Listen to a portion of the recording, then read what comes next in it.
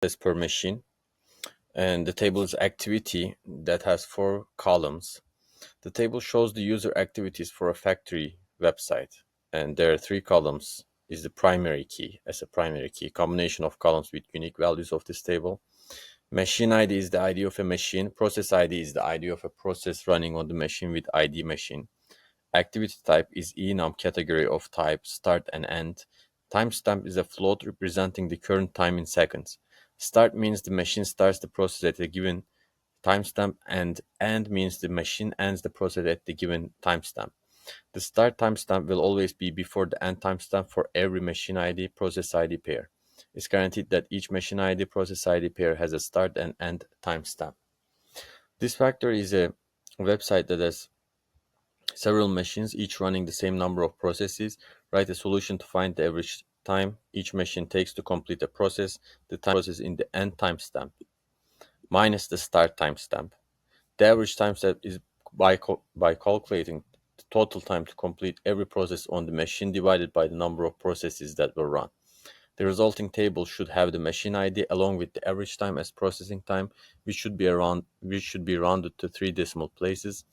Return the result table in any order. The result format is in the following example. When we have an input like this with 4 columns, the output should be 2 columns with machine ID and processing time. Okay, so it's a, it seems like a long problem. It's not super easy, and let's start writing and try to figure out what we need. So guys, the key here is to understand that on the activity type, when it is starts and when it's end, the machine ends. So the end time minus start time is the key here. And how many times machine works, we are going to understand it from the process ID. So we need to write a keyword here, a function here, to understand how many times it ran, how many times each machine ran. And when we use that function, we need to also do one other thing that we always do. And I'm going to be asking these to you guys while I'm working on it.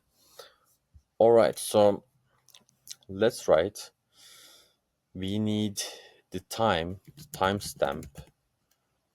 So we need 2 timestamps, right? One is the end and the other is the start. From the end, we are going to subtract the start to figure out how much time, how many seconds it spent. So I need actually 2 queries in this. That's my solution. If you have other solutions, you can try those as well. So I'm gonna write 2 queries for this. The first one is going to be about the start. The other one is going to be about end. Machine ID and process ID and timestamp from activity where activity type equals start. So this is one of the queries, and here's the same query, just the difference is the activity type is going to be end.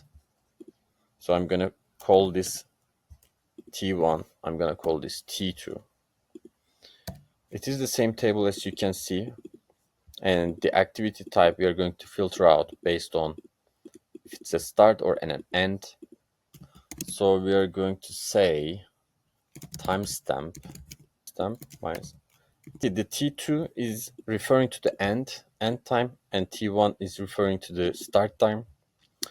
And we need to use a keyword here, get the average time, right?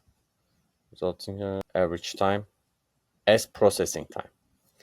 So guys, I need to use a function here that's gonna give me the average. And if you think about it, how to calculate the average, we need the sum of something divided by how many times it occurred, right? So the sum divided by the count of process ID. Okay, and we need to join these two tables. So this is table 1, this is table 2. We need to join them and write.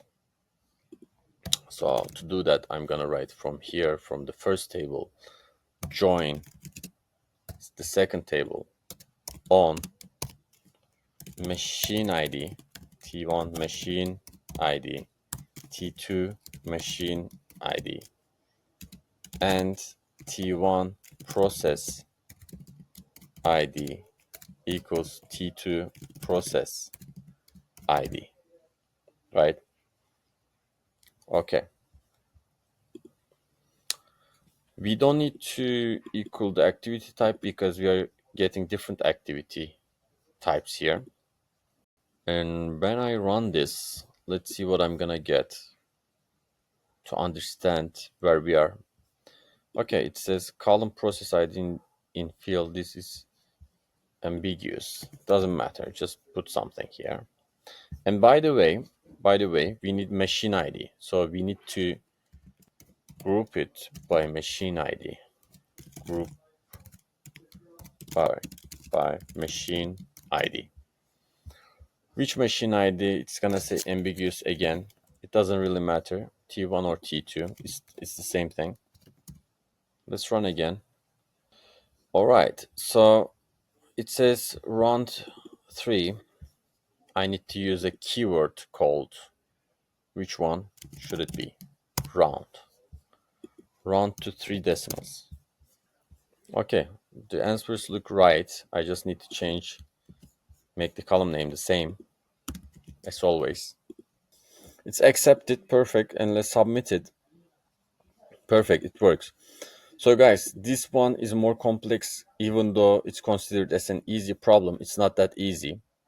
Okay, we use this subquery method. So we created two tables from the same table, joined them with the join condition, machine ID and process ID, and then calculated the average by sum divided by the count, because each machine has different process counts, right? The first machine could run one time, the other one could run two times, maybe 50 times, maybe 100 times. We figured out from here.